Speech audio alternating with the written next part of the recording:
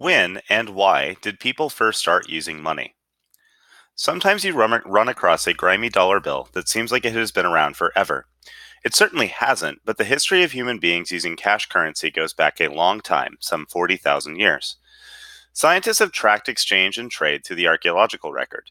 The earliest examples were found among ancient groups of hunters who traded for the best weapons and other tools. People bartered, making direct deals between two desirable objects. Money came a bit later. Its form has evolved over thousands of years, from natural objects to coins to paper to digital form. But whatever the format, human beings have long used currency as a means of exchange, a method of payment, and a standard of value. As an anthropologist, I compare societies today with those in the past. I'm interested in how money evolved in human civilization. I want to know what archaeological findings can tell us about trade and interaction among faraway groups. Why do people need currency? There are many theories about the origin of money, in part because money has many functions. Money is used as a measure of value and brings different societies together by enabling trade. It also protects social orders and was a way for leaders to use their power. Evidence suggests that money first emerged as a way to exchange gifts and repay debts that were owed.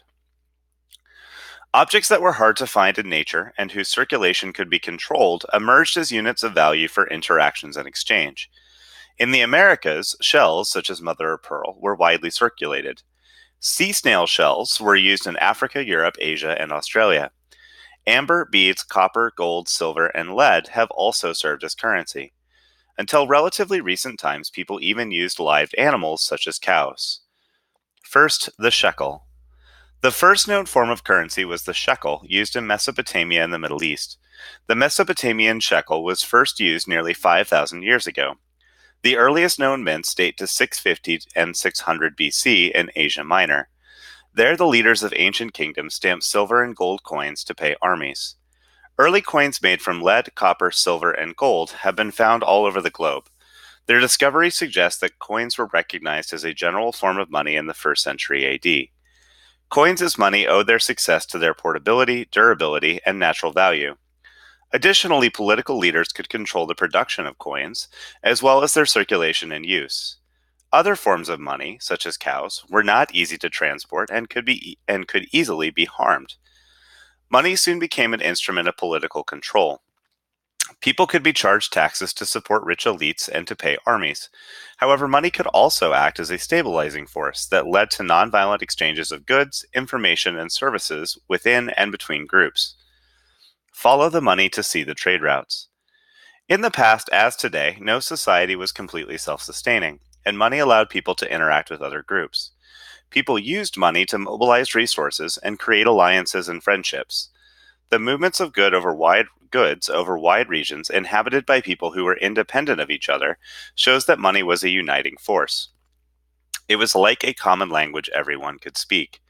One of the earliest examples of successful global trade took place in the Americas in the period from 1450 BC to 500 BC. People used obsidian, mother of pearl shell, iron, and pottery as currency, trading goods across wide regions. The Maritime Silk Road, which occurred between AD 700 and 1450, connected Europeans, Asians, and Africans by shipping across oceans. In my own excavation work in 2012, I recovered a 600-year-old Chinese coin, and I found it in an ancient Kenyan trade port, Manda, in the Indian Ocean. Chinese coins were small discs of copper and silver with a hole in the center so that they could be worn on a belt. The coin I found was issued by Emperor Yongle, who was interested in political and trade missions to the land beyond the South China Sea and sent Admiral Zheng to explore those shores. This was nearly 80 years before European explorer Vasco da Gama reached India from Portugal. Cash economies were growing. Discoveries like this one show that Africa was involved in trade in the Indian Ocean. They also show that market economies based on cash money were developing at this time.